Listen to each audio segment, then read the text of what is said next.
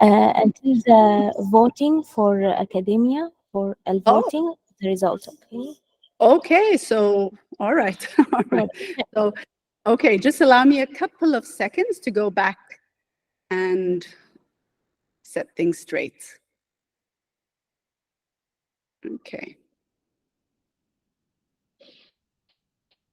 All right. So we won't go back to the voting.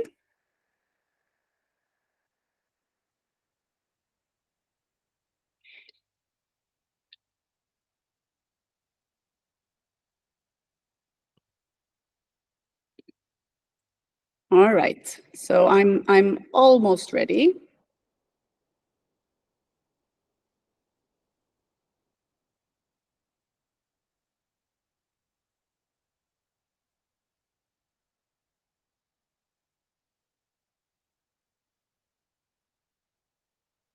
Okay, and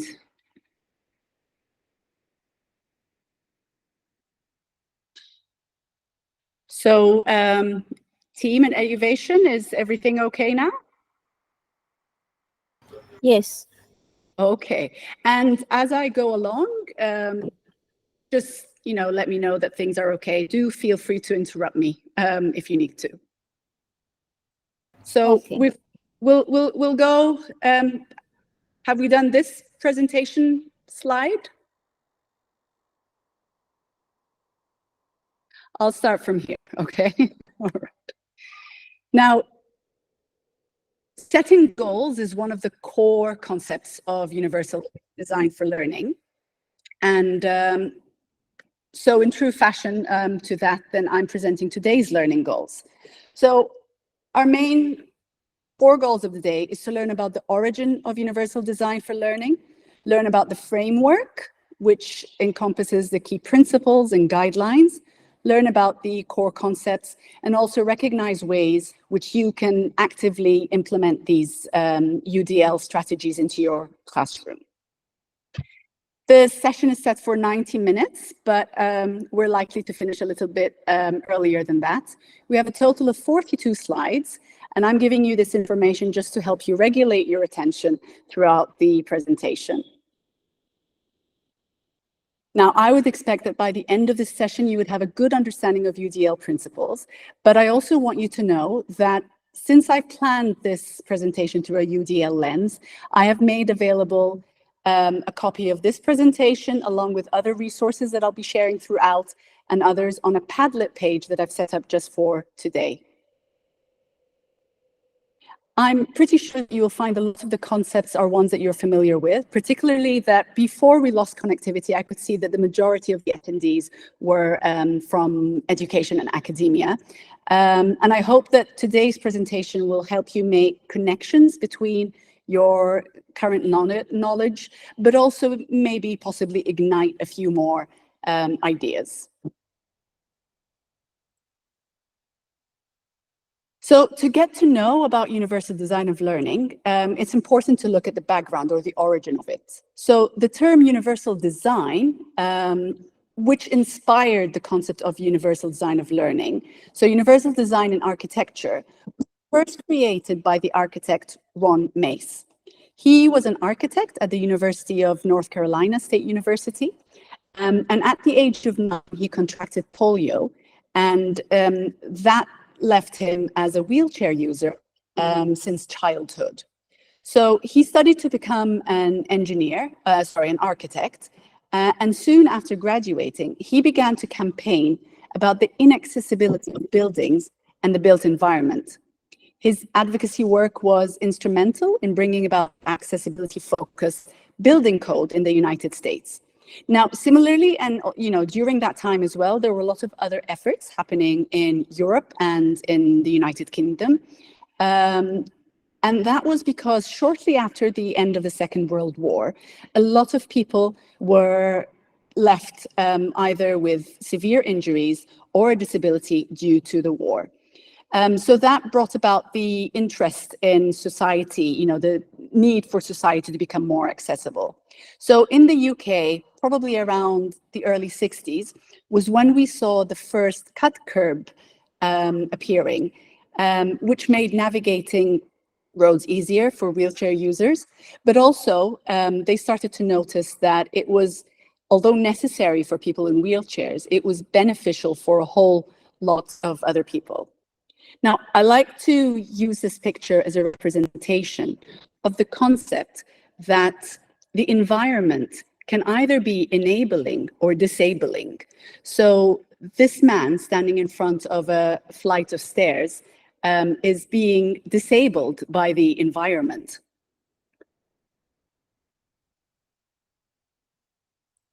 Now, a good summary of what universal design is, it's the design and composition of an environment that can be accessed, understood, and used to the greatest extent possible by all people, regardless of their age, size, ability, or disability.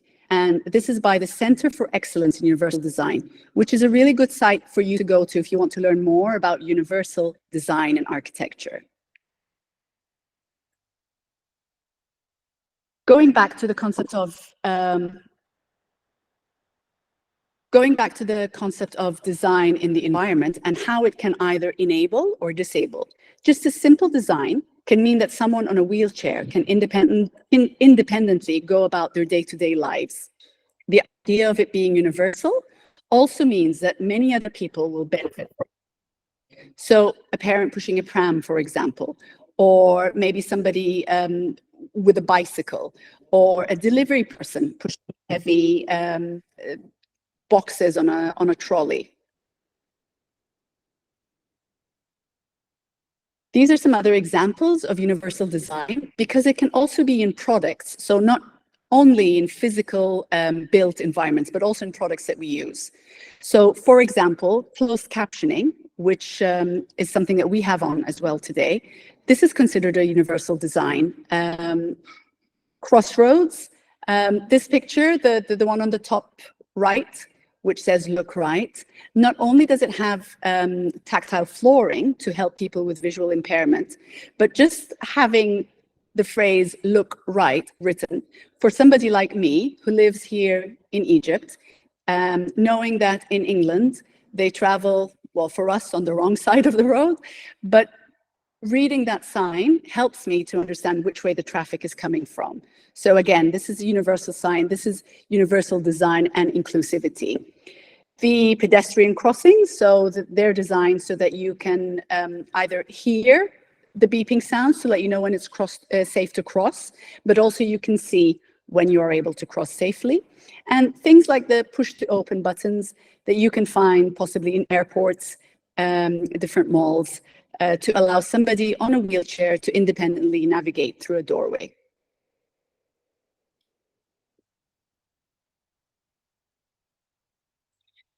This is possibly one of my favorite examples, and this is something that this is not a picture of what we have in school, but we have copied that design into our playground.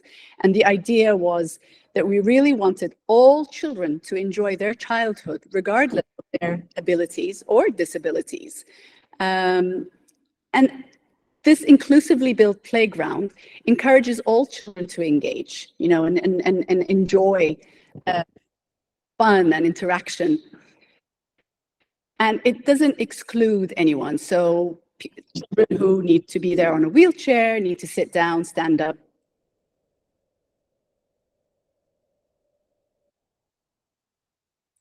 Okay. So like I told you at the beginning, I'm a parent of a child with a physical disability. And so I too encounter many disabling environments. And when I find one that is enabling, I really like to give it a shout out. So this is Cloud9 Mall in New Cairo. And I'm sorry I couldn't find a picture of it in daylight. I probably should have gone and taken a picture myself. But they have featured a ramp built within the stairways. So not only is it aesthetically pleasing, but it is extremely well designed and useful. A place like this for us becomes a go-to whenever we want to plan a family outing, because we know that the environment is going to be enabling.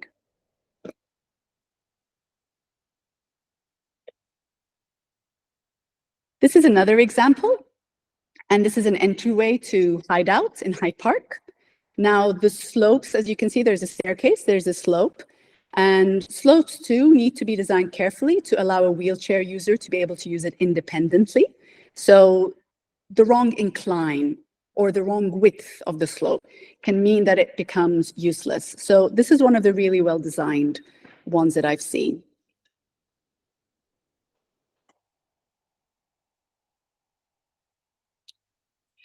Okay, so I'm not a fan of shaming, so I only like faming. So I will not say where I took this picture, but this is a good example of what universal design is not. As you can see, they've put up a ramp at the curb, but you can possibly see that there's an obstruction right after supposedly a wheelchair will go up to the sidewalk.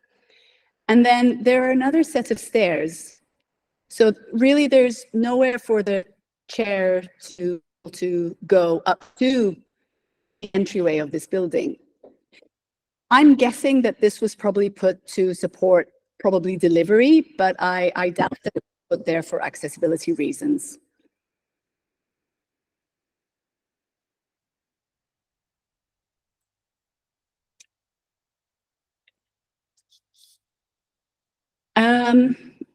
I'd like to take a few minutes to discuss, and I'll read this out for you, and I'll have to stop screen sharing because for some reason, when I'm presenting, I can't seem to see you all. So I'll stop screen sharing for a few moments so that we can have a little discussion. So I want you to think about your work or your school environment and think of what barriers might be making it difficult for some people. So we're talking in terms of enabling or disabling environments.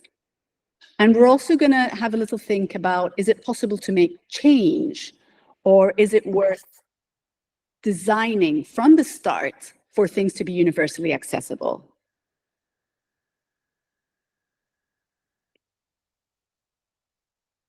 Okay, so would anybody like to speak and let me know what they think is a feature in their environment? You do not need to mention names of places they work with. And what features you feel are enabling to start? Would anybody like to comment? Yes, hi.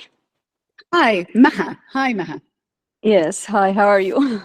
I'm great, thank you. I'm an architect, by the way. Oh, perfect. Yes, and I found your topic is matching my domain and my interest very well. Very.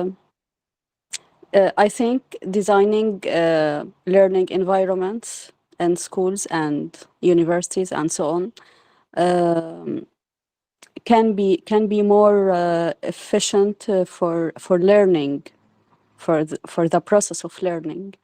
And I know that many concepts are not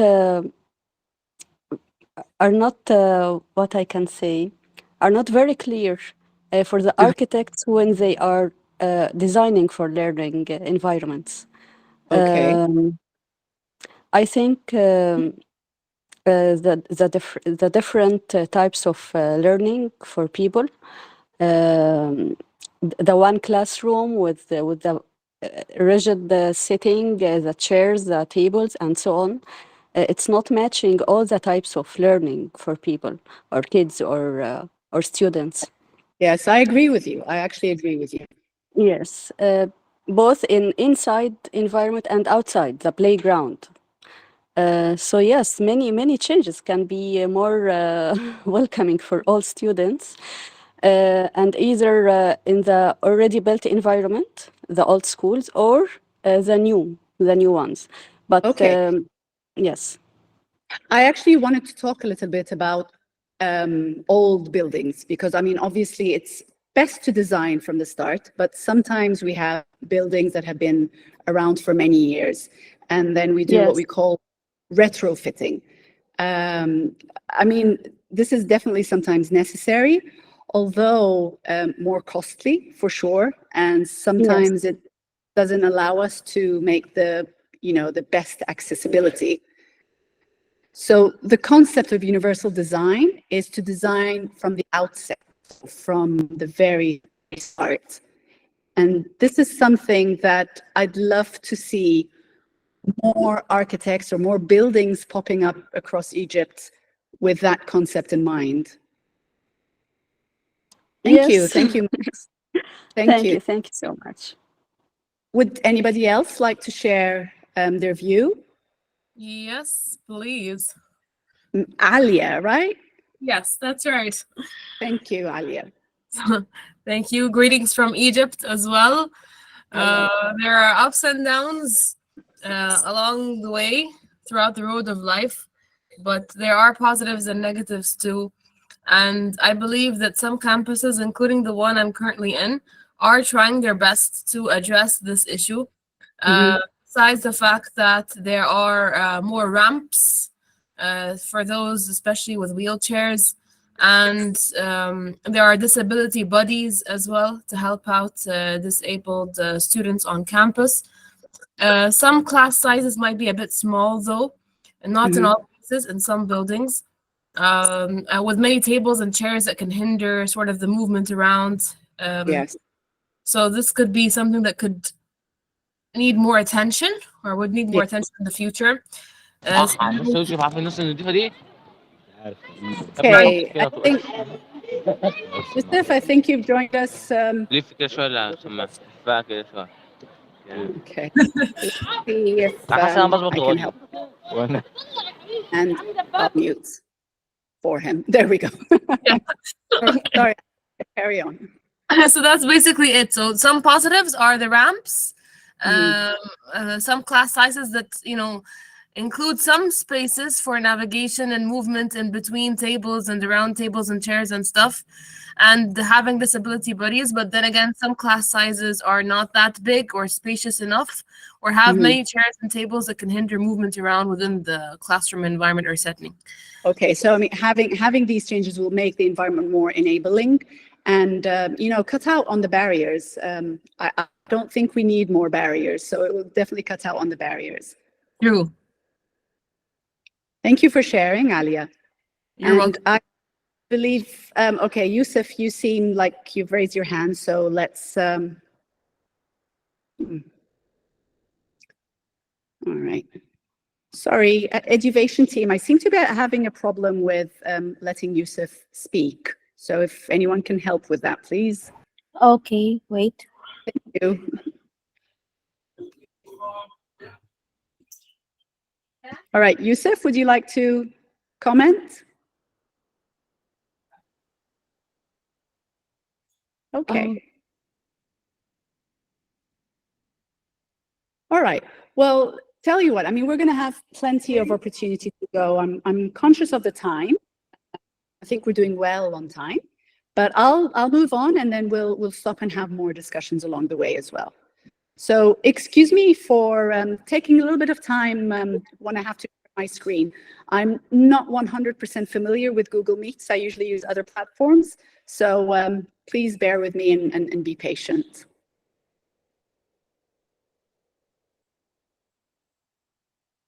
All right. We're back to and we'll play from the current slide.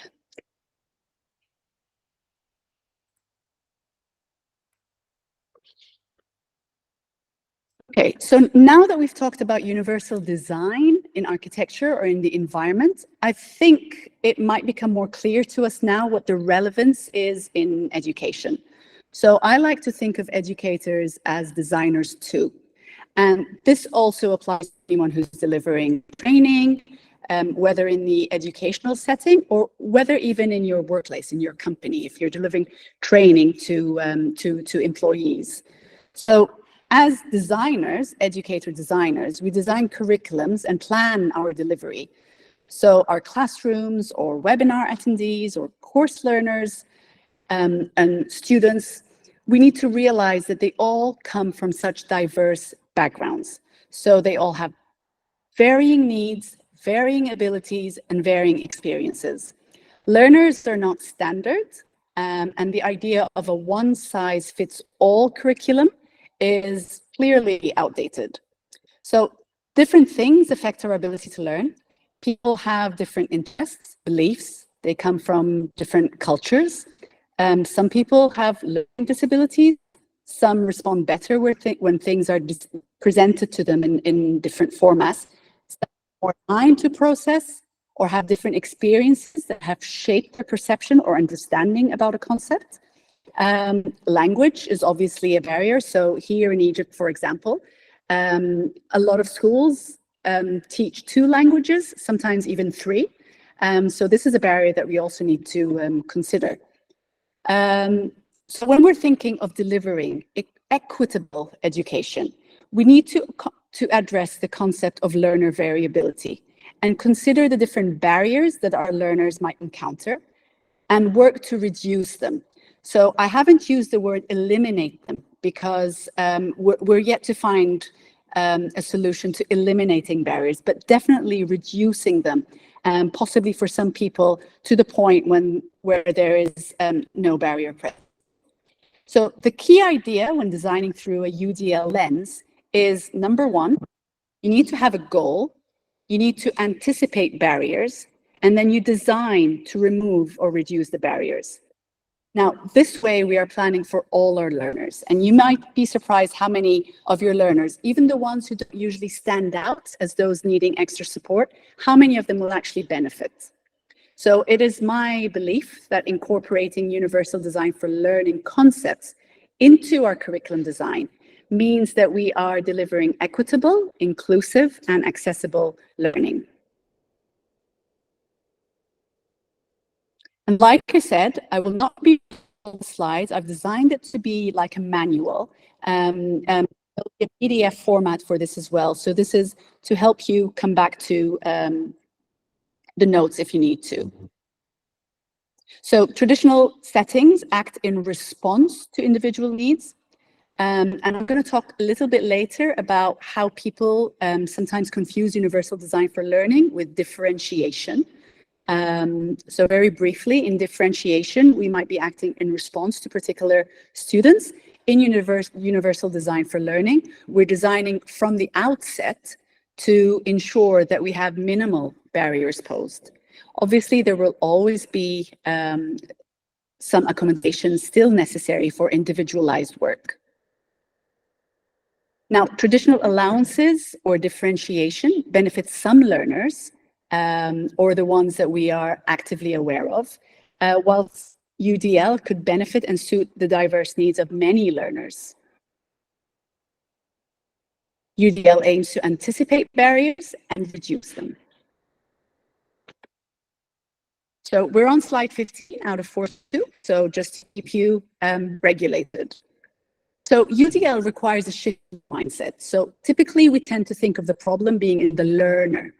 I have personally held that belief myself at the beginning of my teaching career. Sometimes thinking I'm not quite sure why that student is not grasping that, thinking that the problem was in the student, not realizing that the problem was in so many other different factors.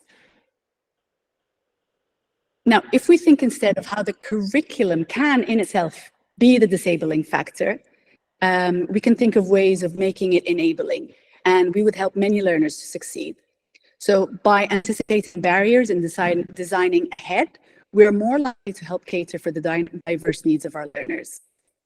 There will always be, like I said, the need for individual learning, but it's all too common in a classroom. You have even the learner who's the quiet one, the one who doesn't, appear like they need help, might be one of the ones who will benefit the most out of UDL. So mindset is the disability, we change from the disabilities in the learner to the disabilities in the design, and that the environment can either enable or disable, and that it's better to anticipate and design to reduce barriers from the start than to make accommodations later. Another core concept is that learner variability is the norm. It's not the exception. And educators are designers too, and they can design their environments and curriculums to be accessible and equitable for all. Whoops, let's go back. So universal design of learning, the pioneers of universal design of learning are CAST, the Center for Applied Special Technology, and they describe UDL framework. So UDL in itself is not a curriculum, it's a structure on your curriculum design on. Or think of it as guided principles that work to provide multiple means of representations, multiple means of action and expression, multiple means of engagement. And we'll be getting diving deeper into the different principles, the 3 different principles of UDL.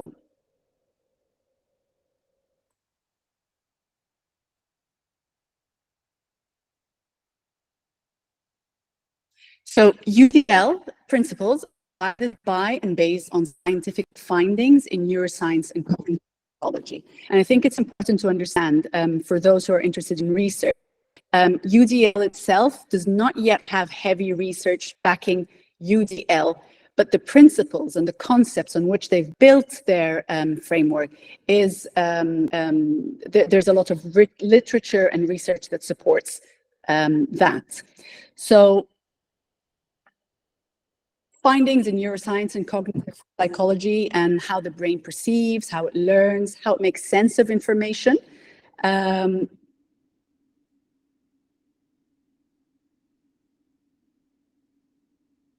This is the basic guidelines of what UDL has been built. And when we, this is a topic that I find quite interesting. I will not bore you all with that today, but I'm always very interested with how the brain learns, because as a teacher, as designers, as researchers, we always need to know how our students learn best so that we're better able to deliver their learning. Now, in the Padlet page that I will share with you as well at the end of the session, I will write, I think I have a link to the book. I'm not quite sure, but I think I have a link. But I'd advise you to look up a book that's called How People Learn, and it's by the authors Bransford, Brown, and Cocking, and they talk about different issues on how the brain best learns.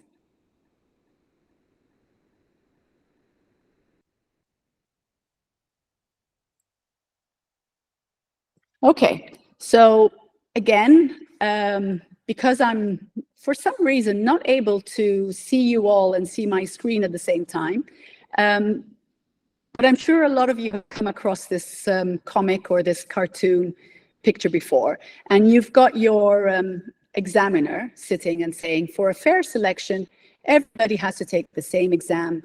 Please climb that tree. And we've got a crow, monkey, penguin, elephant, goldfish, seal, and I believe that's a dog at the end.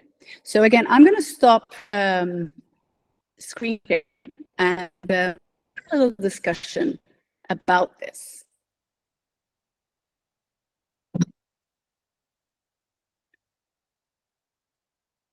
Okay. Right, so I wish I had a way to keep the picture displayed with whilst I get to see you all, but unfortunately I don't. But the reason I like to bring this picture up is, for me, it summarizes what we try to do in education. So basically, we have a one-track route, and we're asking all learners to go along that track, and those who are not able or prefer not to follow that track, we, deem them as inadequate. So this is something that I bring up out a lot when we're doing teacher training, because there's also the concept that what are we actually missing out on? Like, what talent are we missing out on? Anybody like to make a comment about this picture? All right, there we go. I think it's unfair. Okay, I'm sorry, I'm trying to, I've got a few hands raised, and again, team at EduVation, please. I'm trying to accept people. Hi, so we've got, I believe, Basant, who's Omneya, who's got her hands up. Hey, hi. Hi. All right, so I'm sorry I can't show you the picture again, but did you manage to get a good look Yeah, at it? I have a comment on the picture. I know what I want to say without any picture. It's okay. Thank you. Please go ahead. Okay, I feel that there is a strategy. I can. I think, Bassem, you could stop. Bassem, could you close your mic? Yes, I'm here. I can't speak. Okay. All right. On Please go this ahead. We picture, apologize for I that. see that there is a strategy the learner should know. He needs to know all the needs for all the learning audience to make a common goal and can make the exam, for example, for them all, which is adequate for them all, not for a category and the other is not. You get the point? Okay, so are you suggesting he gives options on how they can show that they've achieved the goal? Yes, that's what I mean. Okay, so that, you know, what you're saying aligns perfectly with Universal Design for Learning. Thank you very much. Thank you. And I think we have Basant. Would you still like Yes, to I'm comment? here. Hi. Okay. I think the picture is suitable to show the core of the UDL, as we need to alter and adapt our learning and our ways of teaching and examination to cope with the different categories of students that we have. I agree.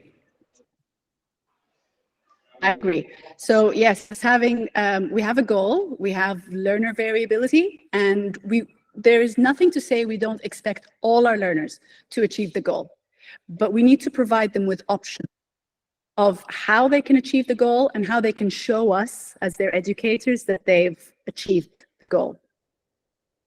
Before I go back, would somebody else like to comment? I think we have Shireen Al-Shirbini. Shireen. Hi. Shireen. Hello, Shireen. Would you like to make a comment?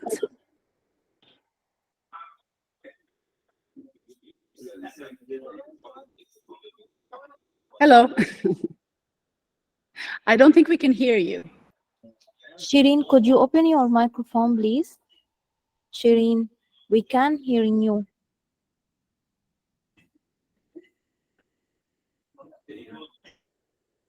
Okay. Would you like to type your message instead?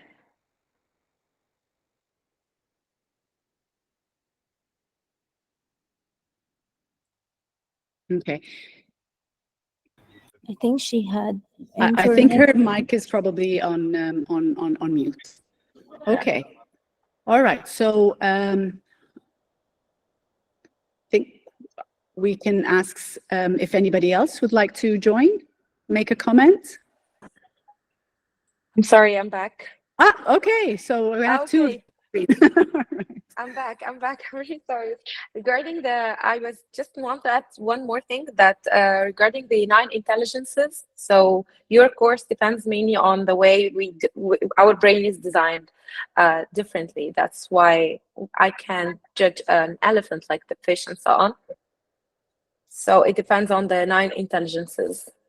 Okay, I cannot say I'm familiar with the 9 intelligences, but the brain is an amazing tool that we have. Yes, it speaks about, it's a theory that some people are artists, they have the intelligence in arts, others they can go for logic and mathematics, and we all intelligent, but in a different way. So that's how our brain works.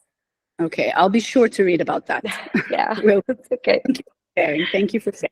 You're welcome. Okay, so I'll again go off screen, share, and go back to the presentation.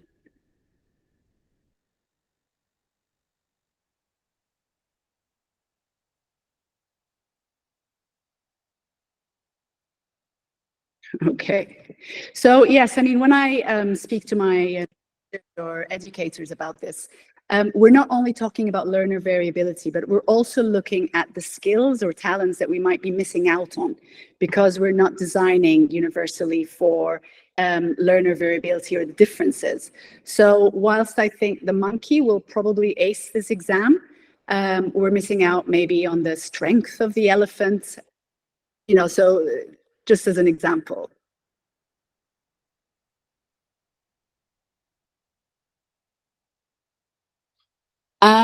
I would actually like to point out that learner variability is not the same thing as learning styles. I don't know if you've heard of learning styles before, the idea that some people are visual learners, some are auditory learners, some are kind of static learners. So learner variability is not the same. And I know that this is a theory that is held widely popular by many people in society, but research has actually debunked the idea of learning styles. And although I won't be going deeply into why, but you know, research shows that the brain has great plasticity and that there is a network. I don't know if you've heard of the connectome, the human connectome project, which talks about how the brain, you know, the different areas of the brain interact with each other. But also, I mean, if you think about the idea of learning styles, so what if somebody happened to be classified as a kinesthetic learner, you know, best able to learn through movement? But what if that person happened to be somebody with a physical disability? Now, does that mean that this person will not learn or will learn less? Actually, no, that's the concept of multiple means of representation, that we represent things in different ways and that we might learn through the different ways better than if things were just presented to us in one way. Now, learner variability recognizes that learners have differing needs and that these needs can change according to context or factors such as emotional influence,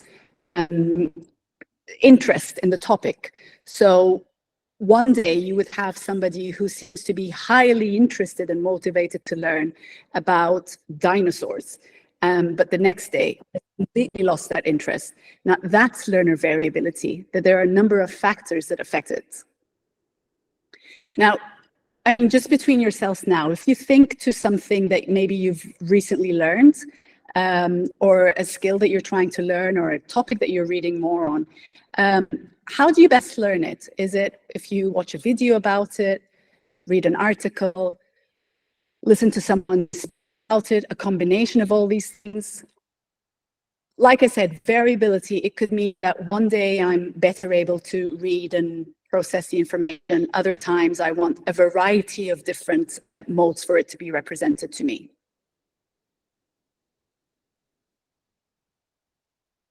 Now, in my work with children with special needs, and I initially qualified as a Montessori early childhood teacher.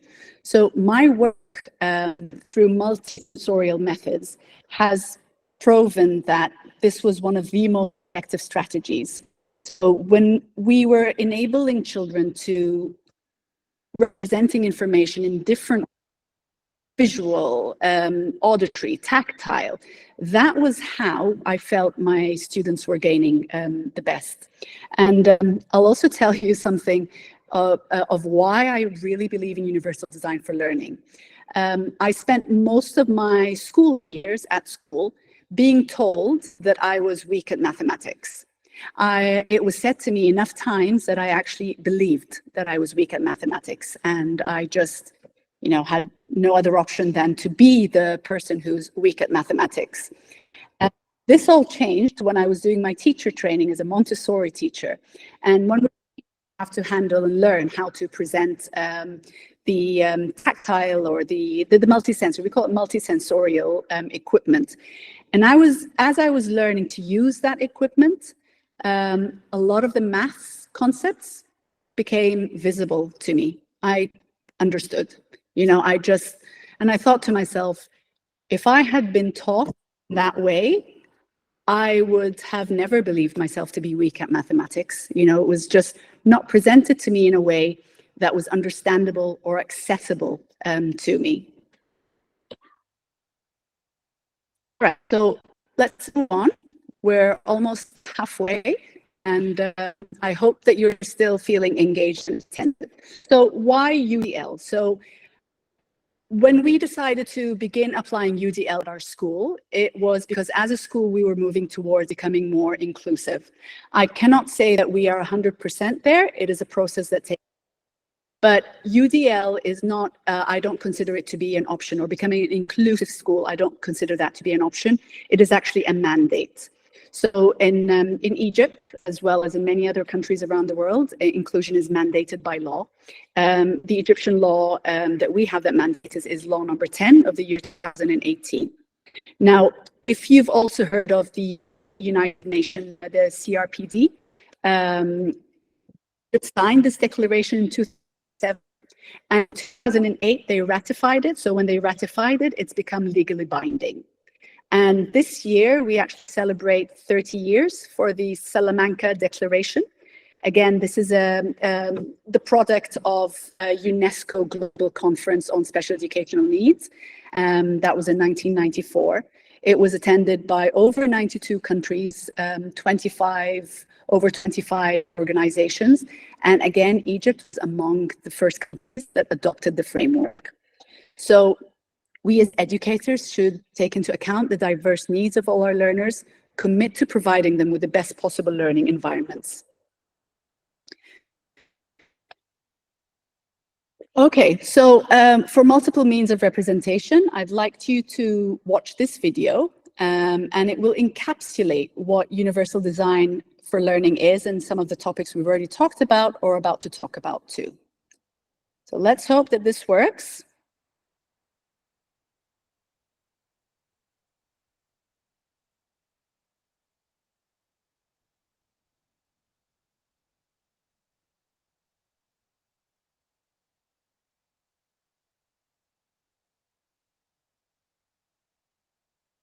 There is no sound in the video. Okay. There is no sound? Oh, that's Yeah. unfortunate. Okay, well, tell you what, since I possibly wouldn't be able to fix that, I'll try one more time. But if it doesn't work, then what I'll do is I'll put up that video on our Padlet page for you to watch after the presentation. Okay.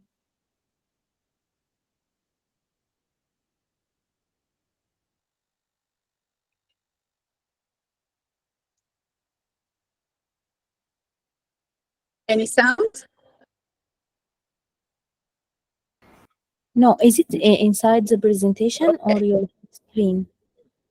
Okay, You so could the sound open is it. not working. Wait, you could open it with Google. I think the sound, it will appear here when you Okay. open the video. All right. I don't believe I'll be able to do that because I actually downloaded the video into the presentation so that it worked without internet. I was afraid of connectivity issues. So not to worry. I mean, like I said, what I'll do is I'll put up this video for everybody to be able to view afterwards. Okay. All right.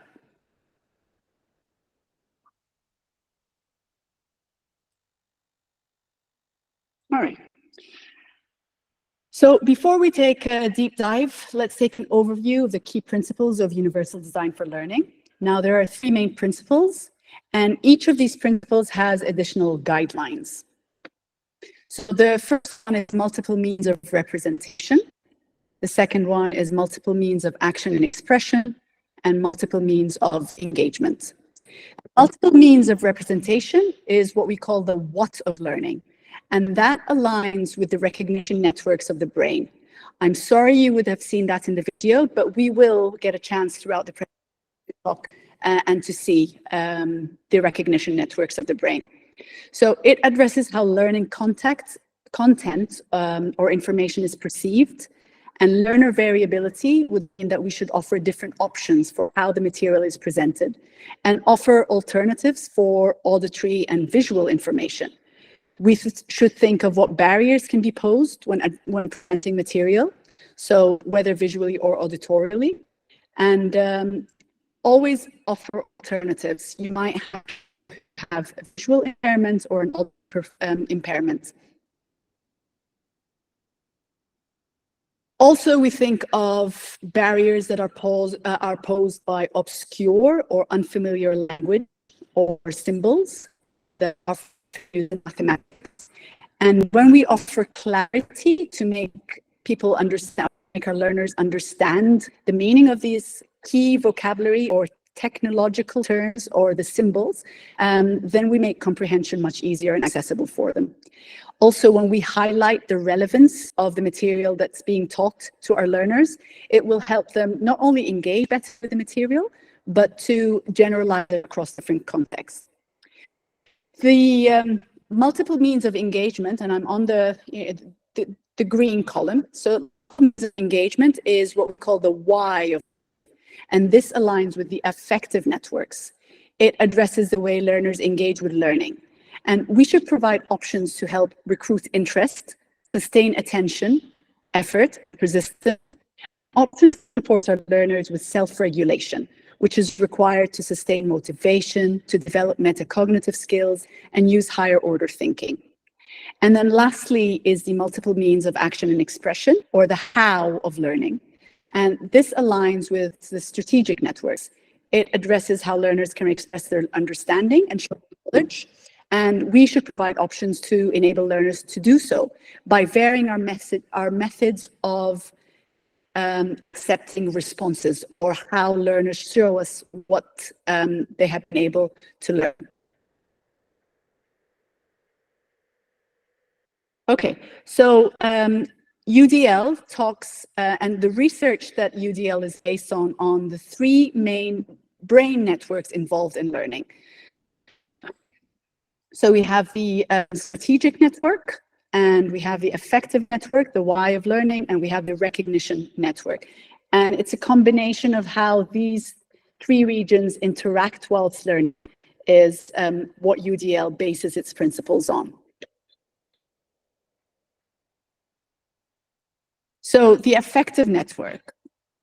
The word affect, when used in psychology, is a term that refers to the emotional state or emotional expression. So, how we feel in emotions and how we express ourselves through emotion. But in this context, the affective network also refers to the emotional states and its influence on learning. It also involves a rather complicated neural network that controls behavior, emotions, memory. So these are all within the affective network. And all these factors influence what we classify as interesting, what we direct our attention to, what we learn and remember.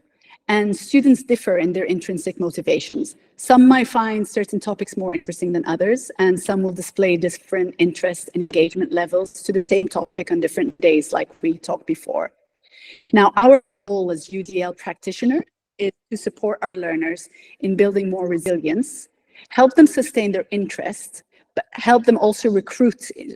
We help them to become interested and sustain their interest and sustain their effort and regulate their emotions and behaviors.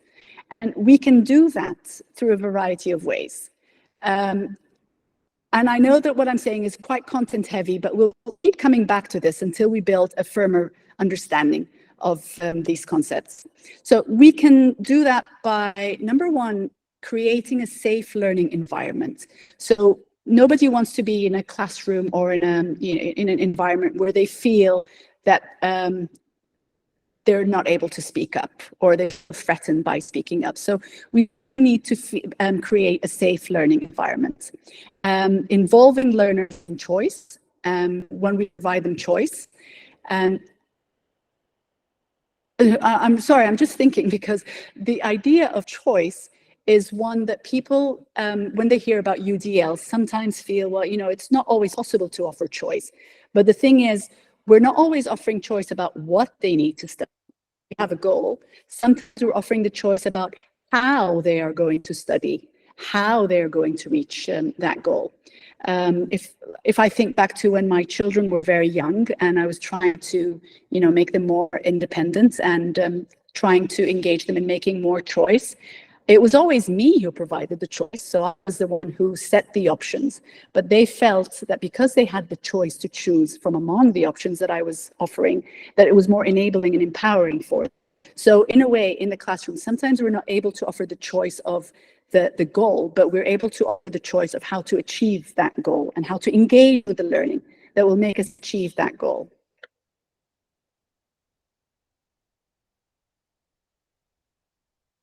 And EduVation, please feel free to stop me because I also cannot see the chat. So if anybody has a question that they've written in the chat, if you let me know, I'd really appreciate that.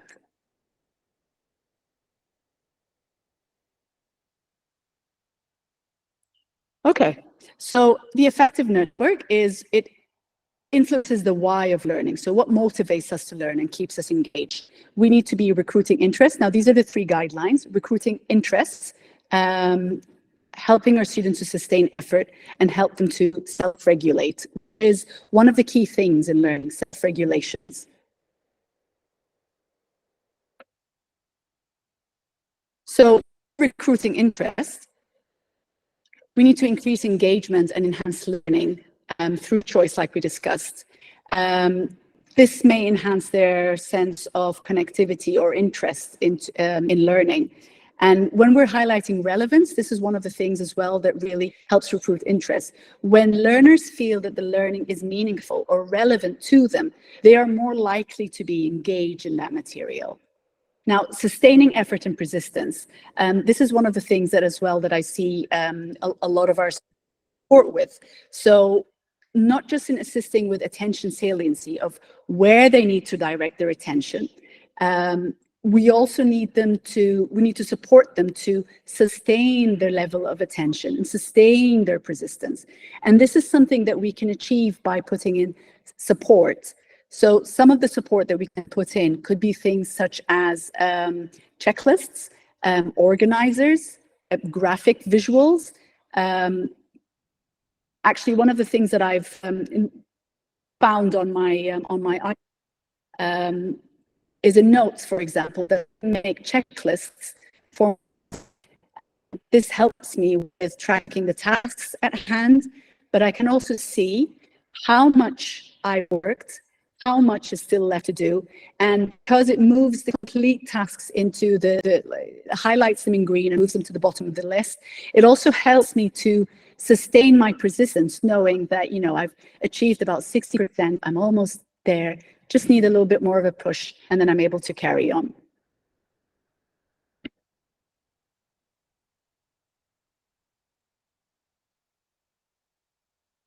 Okay, and let's look at the recognition network. This refers to the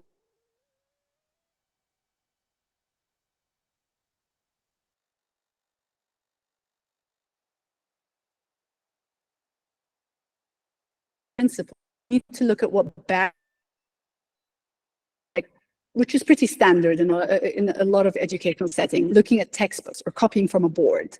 We could offer options such as watching video, listening to a podcast, or interacting with text through the use of technology.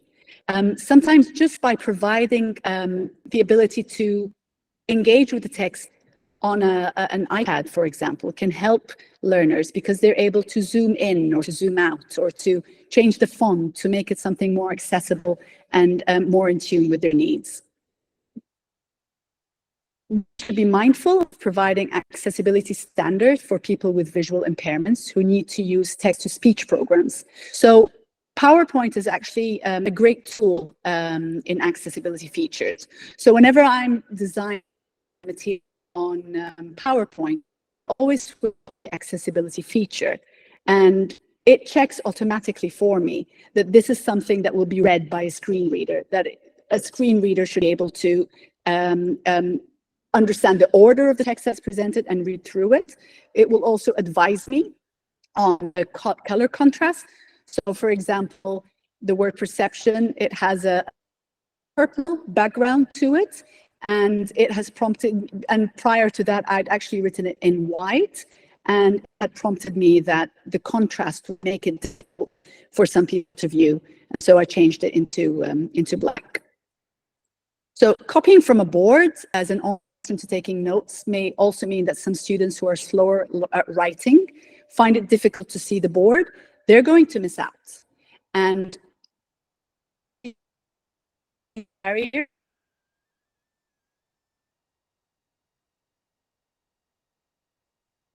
to the board, and the way we present material to our learners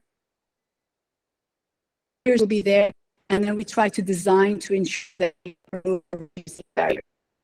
So instead of by all means, but also probably back to the option of having this material written down or on note, students take out to read if this is something to having abilities in understanding a language or technical term can also pose barrier. So that's the language and symbol guidelines.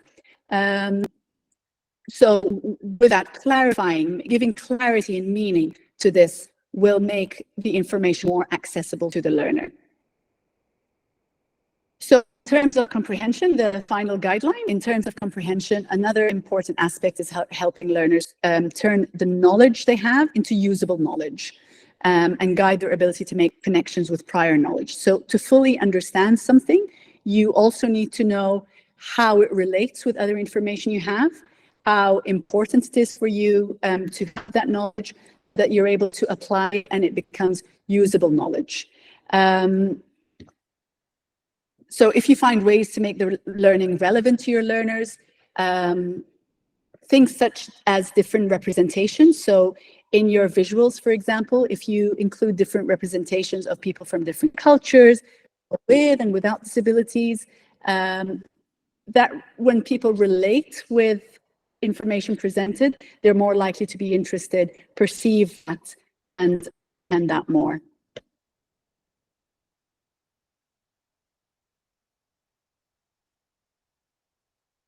Okay, and again, this is a recap, and like I said, because I've designed it to be like a manual, so you'll find that a lot of the times I will summarize and repeat things in different slides. So learning is when people are able to perceive information presented. It's only accessible if it's something that they're able to perceive. I'm a big fan of digital formats, and I know that there are a lot of accessibility tools available through edtech. Although I know that in some instances, it's not always possible to rely on technology, but wherever you have the ability to do so, please do utilize the accessibility features that are there.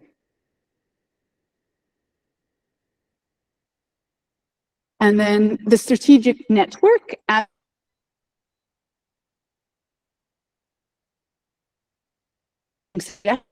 This involved in learning, and this refers to planning and execution of both our physical actions and processes as well.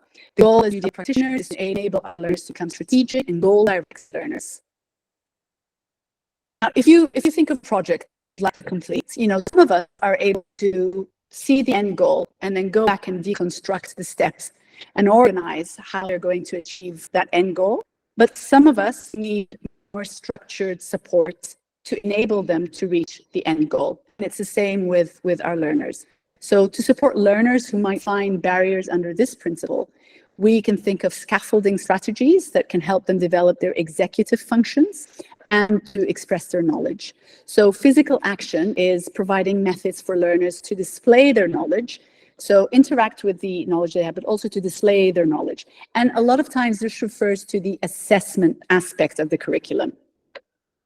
So instead of asking your learners, if you think back of the picture, just to climb that tree, we can provide choice such as writing, presenting, recording. They can make, recording is good because it gives them time as well to view their responses, analyze, self-correct, and it gives time to think about their answer. When that is obviously offer these options, I also understand that we, even as a school, we have standardized tests. We're quite lucky because a lot of the examination boards that we work with do offer us alternatives or accommodations for examinations that are standardized, especially IGCSE students. So we are able to request for some students that they either need a screen reader or a scribe, somebody to write for them, or need to be able to dictate their answers.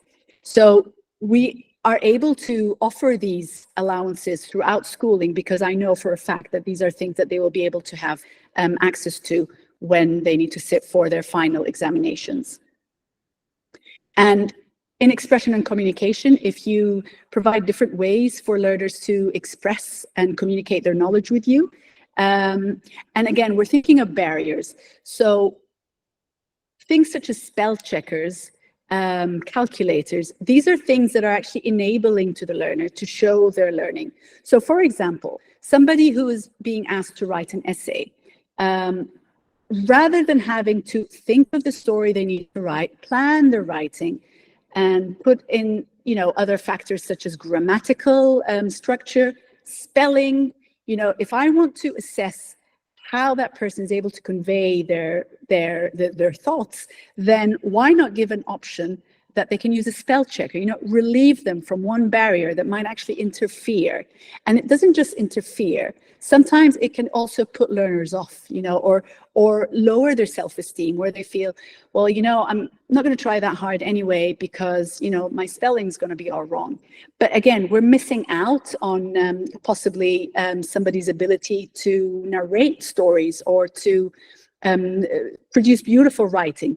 So options such as that offers accessibility. And like we talked about universal design, not just for particular learners, this is something that you can offer for the variety of your learners. Now, executive functions, I'm sorry, before I move on, again, with physical action, one of the main things to consider when they're interacting with their learning is any physical disabilities that will prevent them or become a barrier. So a child or learner who's unable to use pencil for writing, for example, can have access to switches, accessibility switches, or can have laptops or devices that will enable them to interact with their learning.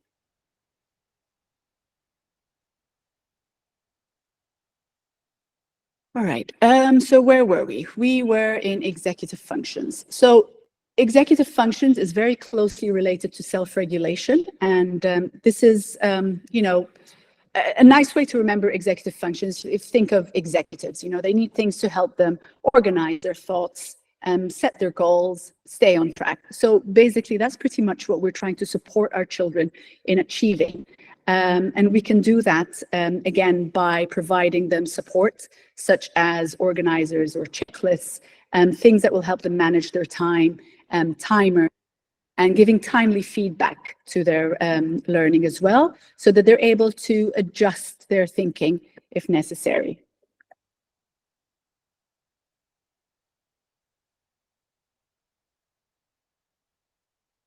All right, and you see in the end, in executive functions, I put one of the examples, and it's one of the tools that I really like to use, and it's mind mapping.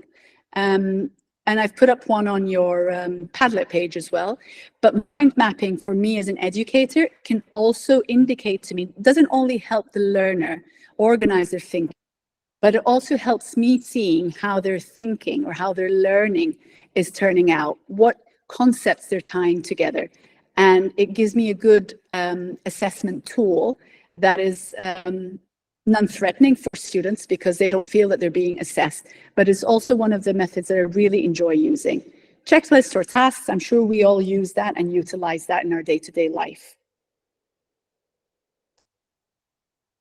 Okay, so before I move on, I'm going to come back and check in with you and check in with time, because I'll end the presentation here.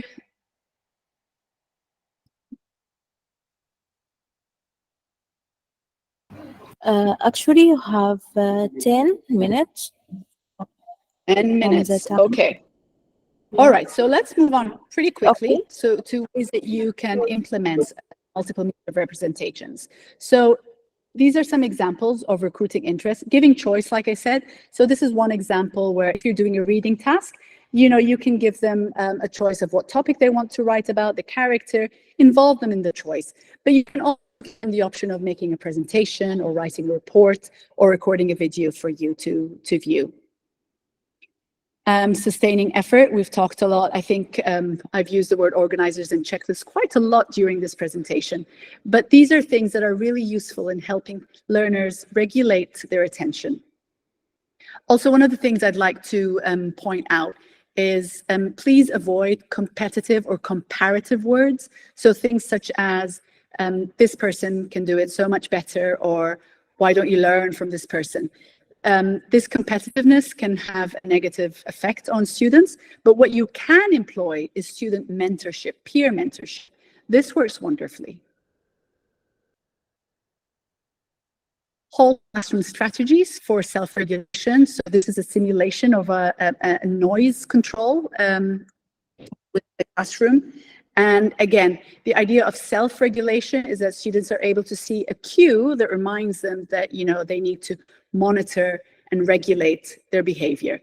But this regulation is also not just regarding behavior, but also things such as self-esteem and how they regulate their emotions in face of things like frustration. So if they're frustrated because they find a task particularly difficult. I'm a big fan of visual timers as well, to keep people on task. So as you can see, I've not been using my timer today. So I should make note to ensure that I always have that with me. Options for perception offer things in multiple ways. So not just visual material. You need to think of all your different variabilities that you have. So visual, audio, whenever you can, use closed captioning, because even when you're watching movies, for example, it also gives you context to the sound that you're hearing, so that the viewer can immerse themselves. So somebody with a hearing impairment can also know if there's a sound that is important to the comprehension of the context that they're watching. Mnemonics or pictures that will remind learners of things, that symbols that may make learning difficult. I always get confused between the greater than and the smaller than sign. So I always remember a crocodile, big teeth, wanting to eat the large number of fish. So these are the kind of things where I would be scoring wrong on the test, not because I don't understand the concept, it's because I confused the symbols. For comprehension, background knowledge, activate background knowledge, and relevance. Multiple means of action and expression. Support learners to express their learning in various ways, like we talked about technology, bearing in mind barriers that can be posed on learners who have physical disabilities, but also hidden disabilities. People who have things such as dyspraxia or coordination difficulties might benefit from the options of multiple options for physical actions. Provide options for expression and communication. Give them ways to better express themselves. And executive functions, think of all the things that will support your learners in becoming organized, have an ability to plan their work and execute their work. Think of all the supports that you can include in there, and you're removing a barrier for your learners. All right, so we're almost at the end. Key takeaway for universal design of learning. One of the main things is to set a clear goal. You anticipate the barriers, and then you design from the beginning to reduce or remove these barriers. Could you all follow the QR code to our Padlet page, or you can, let me copy that and then I'll drop it into the chat. Oops, sorry.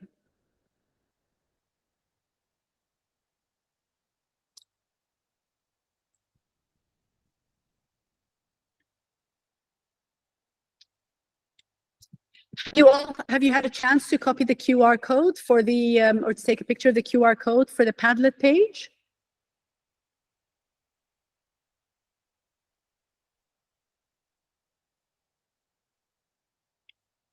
Okay. What I'll do is, when I end this presentation, I'll quickly paste this link to the comments. This is really important for you if you'd like to engage with some of the materials we've had today. And feel free to post yourselves and keep adding to that community so that we can all benefit. And to end my representation, I'm sure you're probably all familiar with this picture too. And I really like to promote equitable, accessible education for all by removing barriers. So not just providing scaffolding, removing barriers.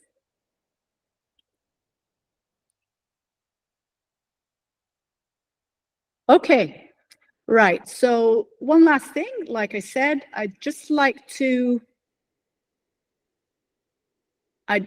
put a copy for you to join the Padlet page. And I look forward to working with you or collaborating with you on Padlet. There we go, almost there. Let's see. Okay, so I've pasted the link for you. And EduVation, do we have like 5 more minutes where I can just get some feedback? Yes, you could take 5 Okay. for more discussion if you want. All right, we have 5 more minutes. Anybody would like to ask or make a final comment? Yes, I believe the recording will be made available by EduVation. And somebody has asked, how can we get this PowerPoint? If you follow your Padlet, you will find that I've already posted this and a few other resources as well. And on Padlet, you can also leave me some comments or post-it notes. And you have no access to Padlet. Okay. All right, let me communicate with the team at EduVation Summit and see how else I can share resources with you all so that it is actually accessible for all of you. Thank you so much. You've been wonderful. And, oh, does it say it's not found? Okay, let me go quickly to the screenshot. And, all right. Just for 2 more minutes before we go, I'll go back to that slide and hopefully some of you will have a final chance to get a screenshot. And like I said, I'll communicate with, there we go. I'll communicate with EduVation and see how else I can make this link available for all of you.